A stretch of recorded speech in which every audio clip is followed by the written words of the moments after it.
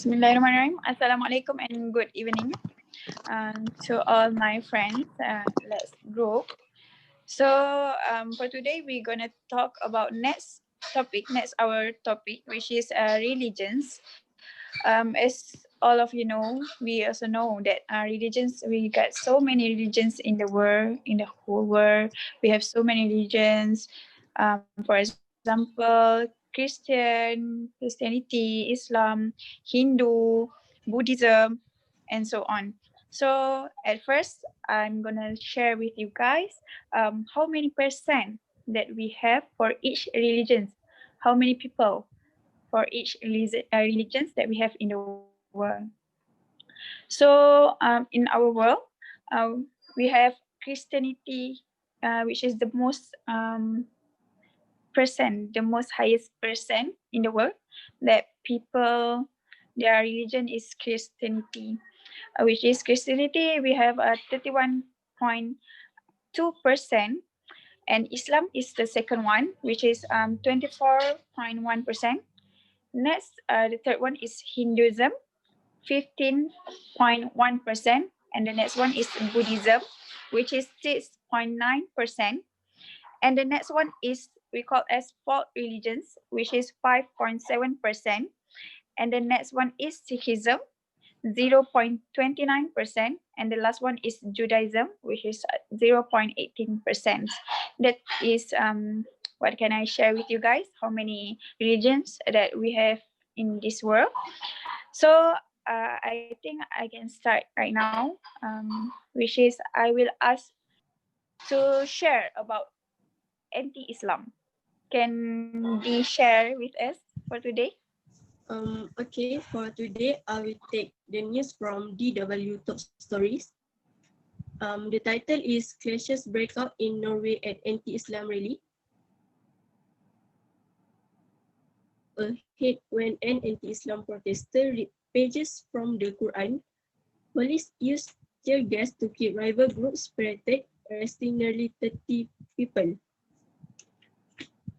Clashes broke out at anti-Islam rally in the Norway capital of Oslo, prompting authorities to end the event early. The rally organized by the group Stop Islamization of Norway, which is SIAN, took place near the Parliament building. The situation came to a head when a female member of SIAN read page from the Quran and spat on them, news agency NTB reported. The woman who has previously been charged and acquitted of hate speech told counter-protester, "Look, now I will desecrate the Quran." Nearly 30 people arrested. Clashes then erupted with counter-protesters throwing eggs at SIAN members and attempting to jump police barricades. Some counter-protesters also began kicking a police van and climbing on the hood of the vehicles. Authorities used pepper spray and tear gas to keep the rival group really early. People, several of whom were minor, Norway public broadcaster and RK reported.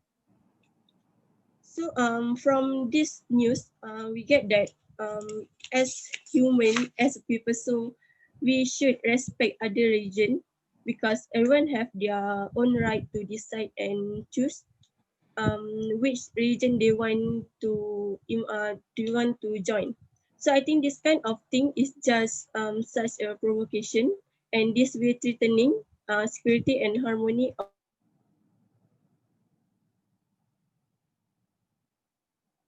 Thank you, HAIDAH.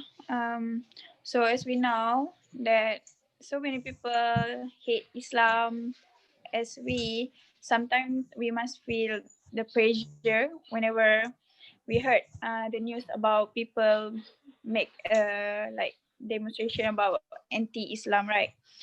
So thank you, HAIDAH, for your sharing. I love it. So I think let's move to next topic, which is Hazim. Hazim, are you still there? Yes, I'm here. Hazim, can you share about your topic, which is a UAE new laws? Something interesting. So yes, Okay, you may share now. my name is Muhammad Hazim bin Abdul Rahman, matrix number 208339.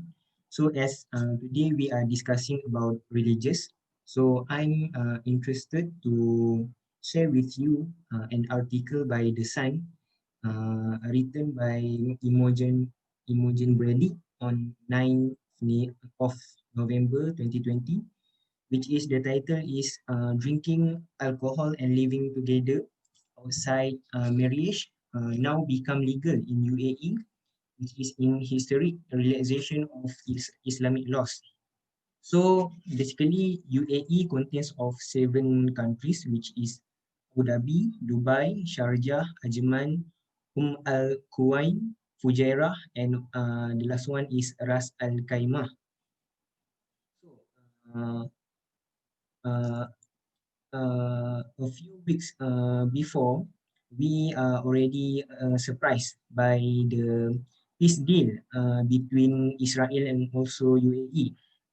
And a week before, we are surprised again by their action as they take the action to change their laws, which is to allow their citizen uh, to drinking alcohol and also living together. So the purpose of their action is as a part of the country's drive to attract Western tourists and also businesses.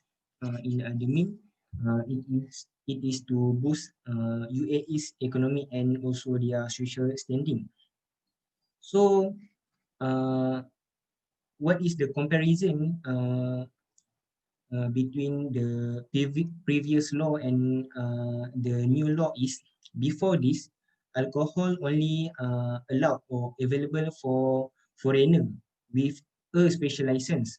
But now, whoever that fulfill the precondition are allowed to buy and consume alcohol, which is the precondition is to drink in a private or licensed public area, and also the person must be 21 years old and above.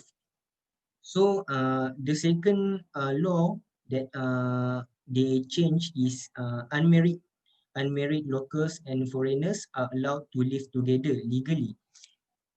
So what can I say in this article is, in my opinion, the law is ridiculous as it also involves Muslim to be allowed to drink freely and live against the Islamic laws.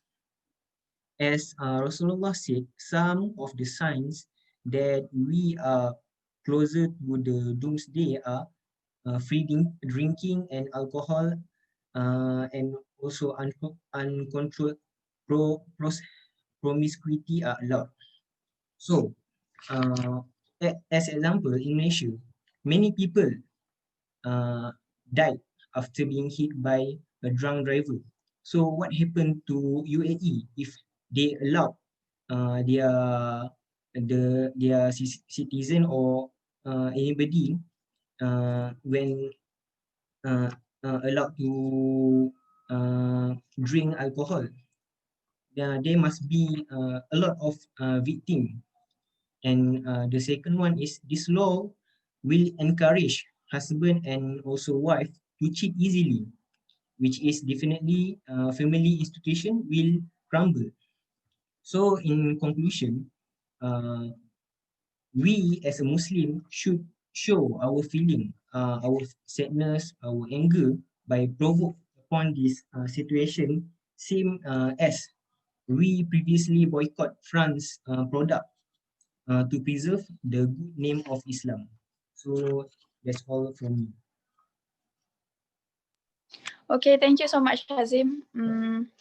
Yeah, as we know also that in Malaysia, not all states that allowed alcohols, like Kelantan and Terengganu already ban alcohol in their states. So because that's have some dangerousity to our people also. Okay, next Amir, are you already there? Yeah, yeah. Okay, Yes, Amir, yes. can you share to Can you us hear me? about your topics, which is Hagia Sophia controversial conversion, reconversion? Can you share it? Oh, oh, Thank you. yes, yes. So my name is Amir Fahmi bin Azmi from Bachelor Science in Agriculture. So my topic uh, today is first Muslim prayer in Hagia Sophia since controversial reconversion. So this news I got it from News Straits Times by AFP. So in this news, it said that in Istanbul, several thousand Muslims gathered on Friday to take part in the first prayer at Hagia Sophia since the Istanbul landmark was reconverted to a mosque, with Turkish President Recep Tayyip Erdogan also expected to take part. So the UNESCO World Heritage Site in historic Istanbul was first built as a cathedral in the Christian Byzantine Empire, but was converted into a mosque after the Ottoman conquest of Constantinople in 1453. Then the Council of States, the highest administrative court, on July 10 unanimously cancelled a 1934 decision by modern Turkey founder, which is Mustafa Kemal Atatürk, to turn it into a museum, saying it was registered as a mosque in its property deeds.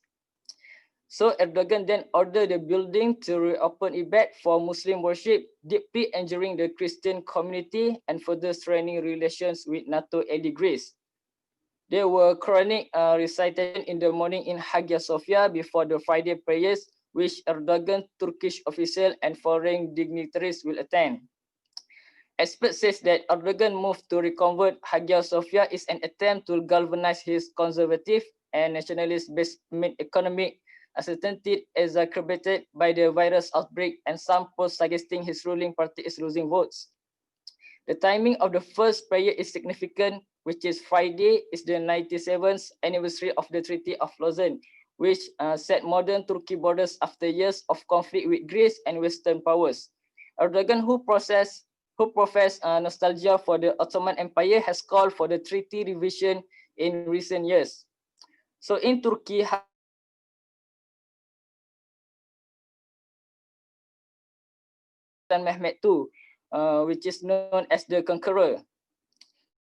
Erdogan shared a video on Twitter on Wednesday, which featured Muslims from across the Islamic world singing in tribute to Hagia Sophia, which is, he said that you have always been ours and we are yours. However, Greece strongly denounced the reconversion of Hagia Sophia to a mosque, seeing it as an open provocation to the entire civilized world. Some experts are concerned about the speed of the conversation, as turquoise carpet was laid for the faithful to pray. However, we must remember that the Byzantine mosaic was plastered over for centuries. When the building served as a mosque, will be hidden with certain during prayer times, since Islam bans figurative representations. So what I want to say here is that every bad situation will have something positive. Even a dog clock will show a correct time twice a day. So at times we may think everything is going wrong. We must remember that Allah is setting everything right for us. I think that's all from me. Thank you. Thank you, Amir. I love the last quote that you share. Okay, as we this news about Hagia Sophia cat, we know that he or she, I don't know, that already passed away at their age of 16. So that news was like popular a few days ago. So thank you, Amir. And next, Aina, can you share with us about the topic, which is over Muslims? Okay, thank you, Aisyah. Before I start, let me introduce myself. My name is Siti AINA AMIRAH binti Muhammad Amir. My mention number is 207-822. And today I will share the news from BBC about conflict between Uyghur and Chinese government. Okay, so basically before I go into the depth, let me introduce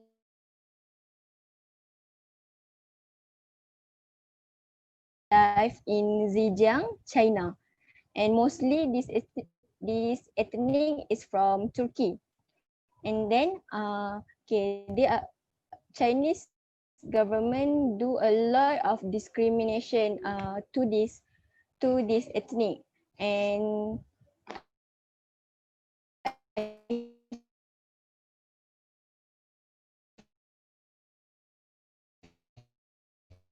can summarize from this news that discrimination have their own language, but Chinese government. Hello, can you hear me? Yes, yes. Okay. Yes.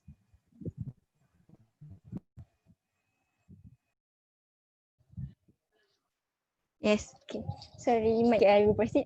So first, Uyghur were for Chinese government will force the Uyghur ethnic to learn Chinese language, and the second is they were banned from fasting during Ramadan. So this is difficult as a Muslim because we should fasting, right? And for the third, they also ban this ethnic to go to attending mosque. And then for the fourth, this district, for your information, the district is like a camp. So every ethnic, everyone Muslim ethnic will place into the camp, and this camp was fully covered with police. And for your information, this camp is and for information, okay, the media, the internet network and the mobile phone are not allowed to this camp. And then for the last discrimination that Chinese government do is many society members have been imprisoned. Okay, so from this news and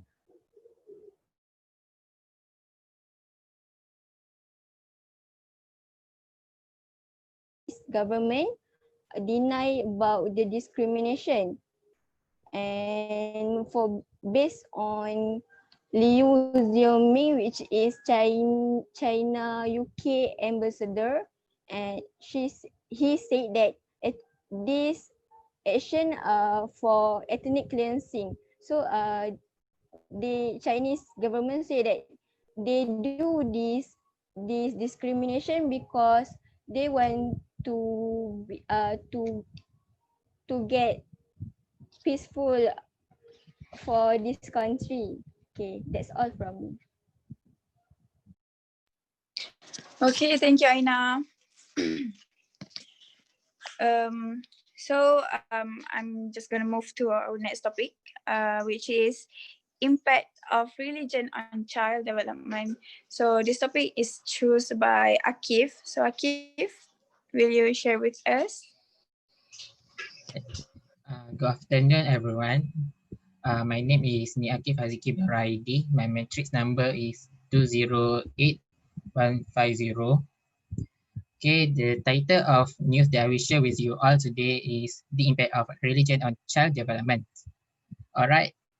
First of all, I want to ask all of you, what do you think? Do children raised by religious parents have better social and psychology development than those raised in a religious home?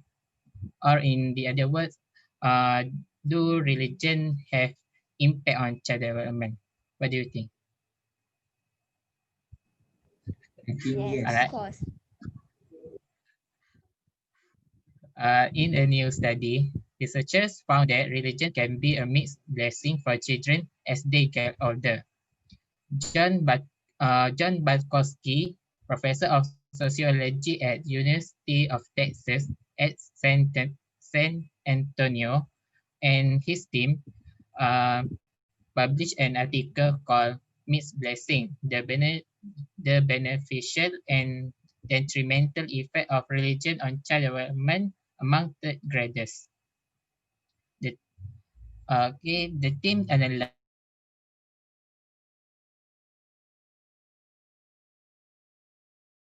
ECLS. Uh, they examined the effect of parent religious attendance and how the religious environment in the household influence a nationally representative sample of the graders. They review the children's psychology adjustment, interpersonal skill, problem behavior, and performance on standardized tests like reading, math, and science. They found that the graders' psychological adjustment and social competence were positively correlated with various religious factors. However, student performance on reading, math, and science tests were negatively associated with several forms of parental religiosity. The findings suggest that parental religiosity is a mixed blessing that produces significant gain in social psychological development among the graders, while potentially undermining academic performance, particularly in math and science.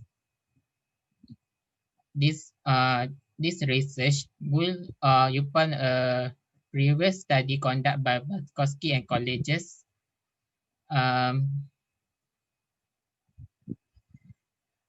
Religion emphasizes moral code designed to instill values such as self-control and social competence. Religious group prioritization of these soft skills make up at the expense of academic performance, which is generally diminished for youngsters raised in religious homes when compared with their non-religion peers. Batkowski said there are many ways to pursue well-rounded development, and religion is only one avenue. If it takes a village to raise a child, religion occupies an important place in that village, but it certainly doesn't have a corner on fostering positive developmental trajectories for children. In fact, religion may be best pursued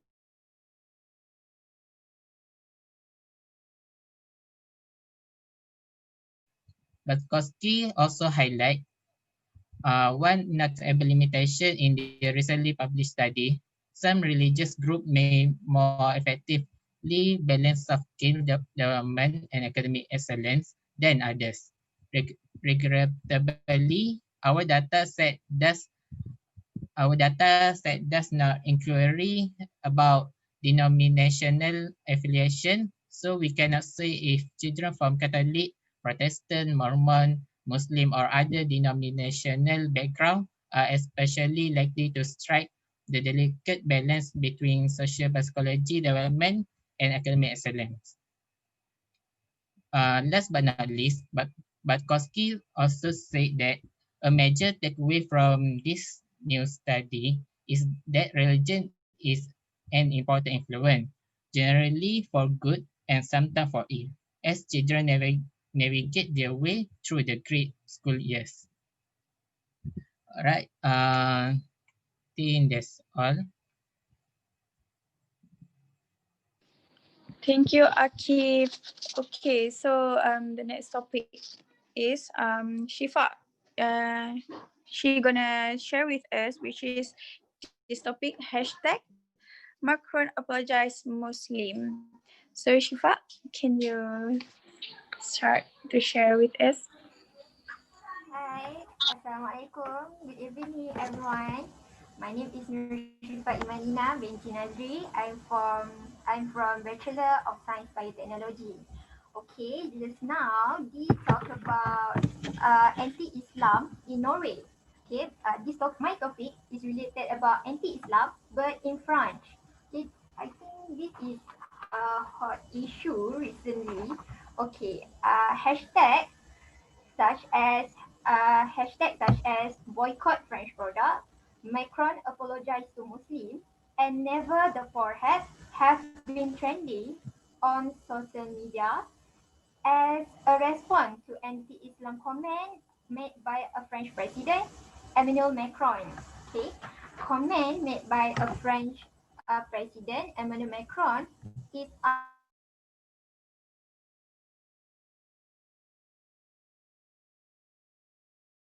have caused a furor in many parts of Muslim world. What exactly happened is a middle school teacher in a Paris, 47 years old, Samuel Petty, was killed on October 17th. Okay, why? A day after he took a class on the freedom of expression in which he showed a cartoon of Forehead Muhammad from the satire magazine Charlie Hebdo for a demonstration. The same caricature has inspired the 2015 terror attack on Charlie Hebdo headquarters in which 12 were killed. Okay, even before the school teacher killing, Macron, a French president, has defended on Charlie Hebdo magazine which give a bad reputation of perhaps Muhammad. Okay, it's saying that this is a free speech.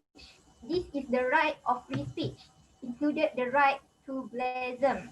Okay, and to against what he described Islam separatism in French. Then on October 2, Macron said that Islam in a crisis all over the world and jihad, which is destruction of other people. Okay, after the school teacher murder, Macron said that this it was killed because Islam want our future, and because they know that the quiet heroes like him will they will never have a bright future. What a wrong assumption. Okay, okay. The speech and Macron pronouncement have influenced many Islam countries, such as Turkey and Pakistan, taking the lead in denouncing the French president of Islamophobia.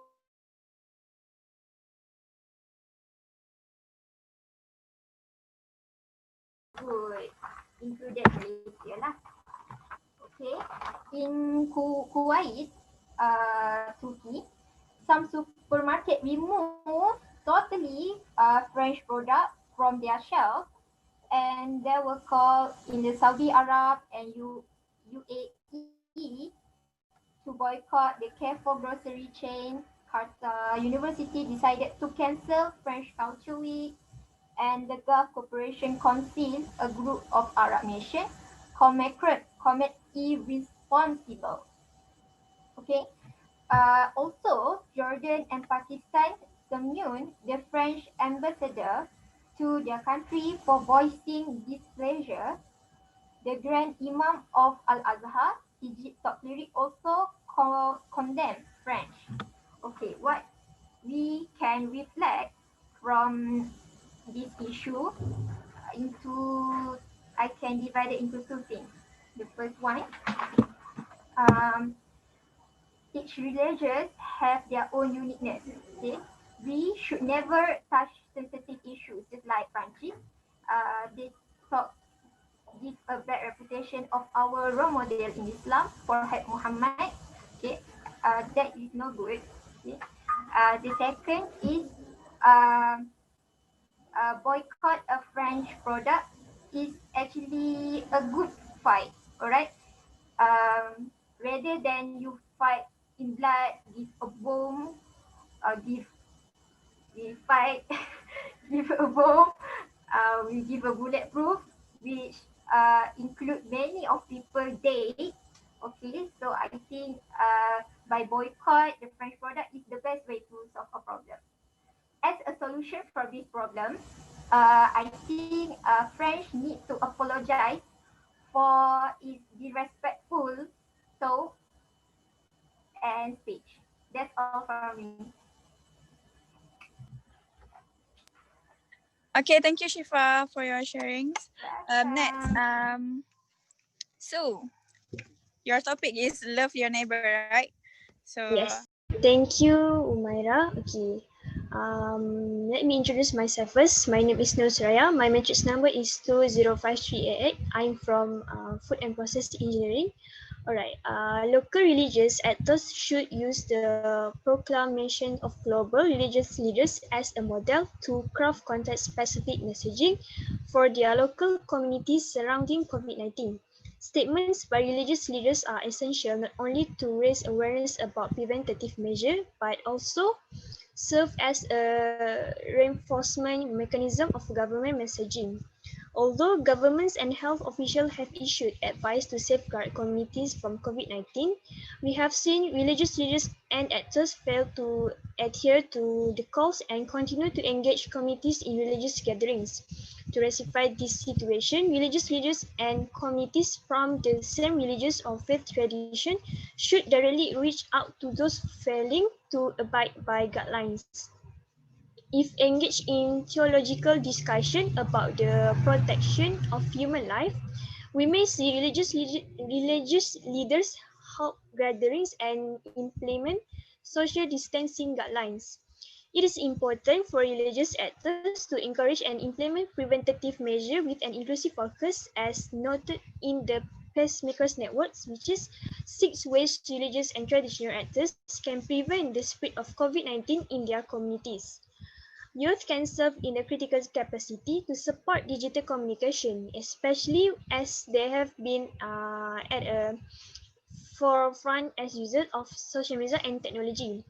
As modern technology is still a recent development, religious and traditional leaders may lack a concrete understanding of how to effectively use technological platform to communicate with a wide audience. In addition, messages developed and communicated by young people are more likely to resonate with their peers. At all those area Muslim society, which is Adam centers, youth have assisted the imams in engaging in virtual platforms such as Facebook to ensure the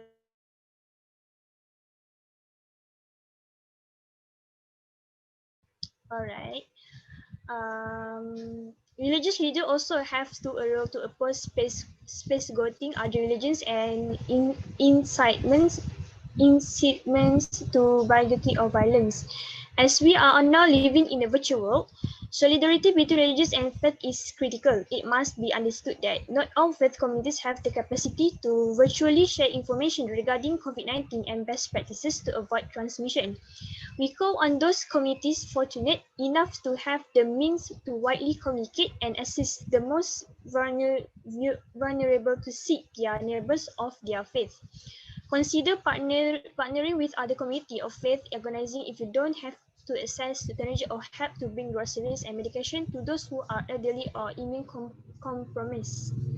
Since the outbreak of COVID-19, we have seen an increase of multi-faith collaboration in regards of expressing solidarity. However, there is still a discussion within interfaith communities about the best mechanism to create a collaborative response to charitable action. We have seen many charitable initiatives such as a young boy in Virginia collecting protective gear from hotels and donating to hospitals, but we are presently unaware of charitable response on the multi-faith level.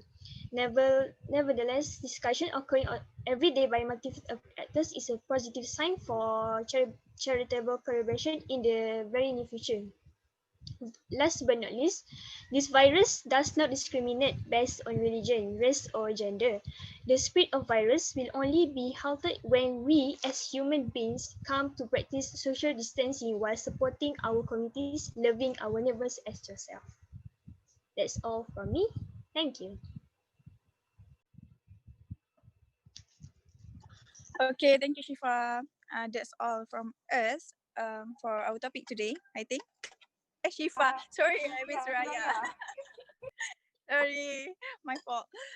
It's okay. Okay, I think thank you for all of your participants for today. So can we start voting? Please make a vote. Choose only 2 topics only, okay? So first is anti-Islam from HAIDAH. And second is Hagia Sophia controversial reconversion from AMER. And the third one is over Muslims from AINA. And the fourth one is UAE new laws from Hazim. And the fifth one is Macron apologize Muslim from Shifa. And the sixth one is impact of religion on child development from AKIF. And the last one from Suraya just now is love your neighbor. So can we start voting for now? Okay, first who gonna choose for the anti-Islam? Can you put your hands up?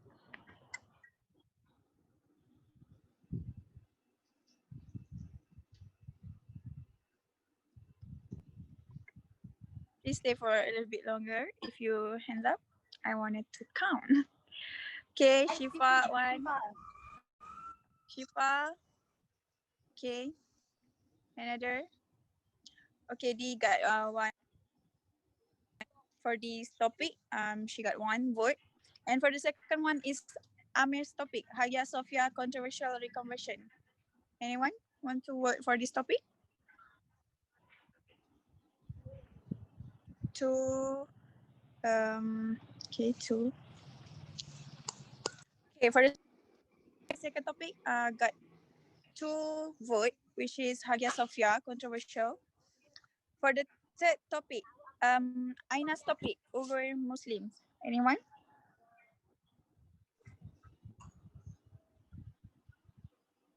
One. You also can vote for yourself. Okay, 2. So third, I'm gonna choose the third one also. So okay, so 3% topic, which is over. So the fourth topic is Hazim topic. Okay, me too. I'm gonna vote for this topic too. 2%. 3, 4, 5. Okay. Hazim got the highest vote. 6%. Next topic, which is Macron apologize Muslim from Shifa. Anyone gonna vote for this topic? 1, 2, 3. Okay, 3% vote for this topic. So the sixth topic is AKIF's topic, which is impact of religion on child development. Anyone? Okay. Last topic, love your neighbor. Okay, so we got 2 topic here, which is have 3 votes, which is Hagia Sophia controversial reconversion topics and Macron apologize Muslim topic.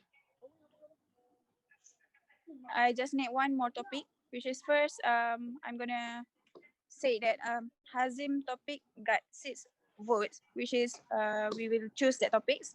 So the second one, between Macron apologize Muslim and Hagia Sophia controversial reconversion. Can we vote for the last time for these 2 topics? Who gonna vote for Amir's topic, which is Hagia Sophia? Hi. 1, 2, 3. Amir. So, okay. For the Macron apologize topic. 1, 2. Okay, 2. Okay, so the second topic we gonna choose is Amir's topic, Hagia Sophia controversial reconversion. So these 2 topic that we will choose for this week. So thank you for your cooperation for today, and I'm sorry for any mistakes that I have made. So thank you for me, your moderator for this week. My name is for your moderator, is Siti Aisyah Humairah binti ZUHAIRI. My matrix number is 209009. And thank you so much. And I think that's all for today. Anyone gonna say something? Have something to say anymore? Stay safe, everyone. Bye-bye. Thank Okay, you. thank you. That's all for us. Thank you. Bye. Thank you. Thank you everyone.